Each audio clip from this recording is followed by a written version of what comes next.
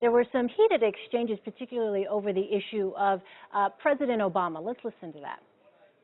Today, Senator Sanders said that President Obama failed the presidential leadership test. And this is not the first time that he has criticized President Obama. In the past, he's called him weak. He's called him a disappointment. The kind of criticism that we've heard from Senator Sanders about our president, I expect from Republicans. I do not expect from someone running for the Democratic nomination to succeed President Obama. Madam Secretary, that is a low blow. I have worked with President Obama for the last 7 years. When President Obama came into office, we were losing 800,000 jobs a month, 800,000 jobs a month.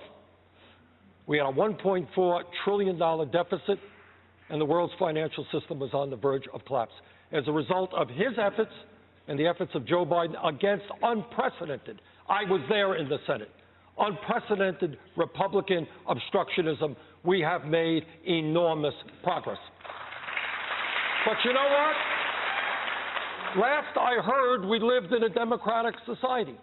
Last I heard, a United States senator had the right to disagree with the president, including a president who has done such an extraordinary job.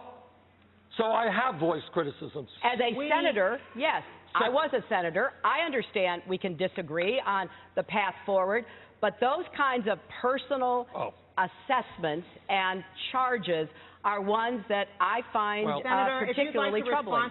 One of us ran against Barack Obama. I was not that candidate.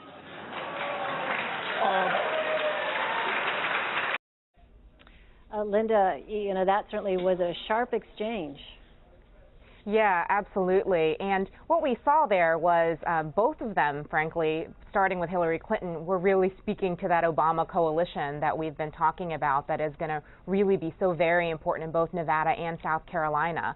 And so what Hillary Clinton did tonight was she made use of the opportunity that Bernie Sanders offered to her earlier today by criticizing what he called this gap in leadership from the president as it pertains to Congress, and also by calling out the fact that he lent his name to the cover of a book that was recently released called Buyer's Remorse, which was extraordinarily critical of President Obama.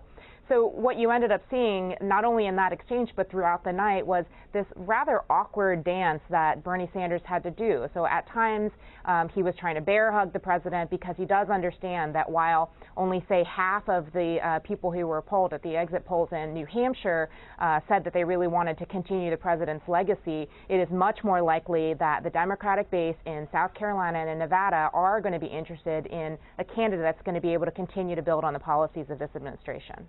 Nancy, your thoughts on that, on the differences there as they were discussing the president?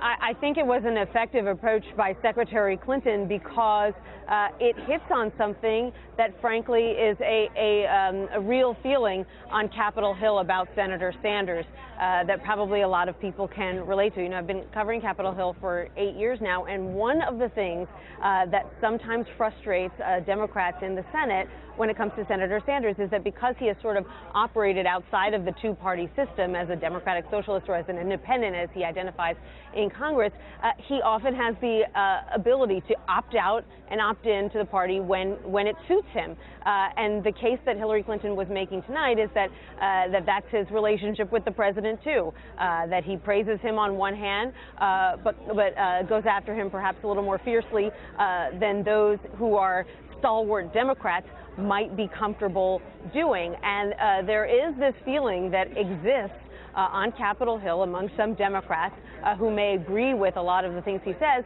that he operates as a bit of an island, and that he has the luxury that most people who are Democrats or Republicans don't have, which is to sort of buck your party's leadership whenever you want to.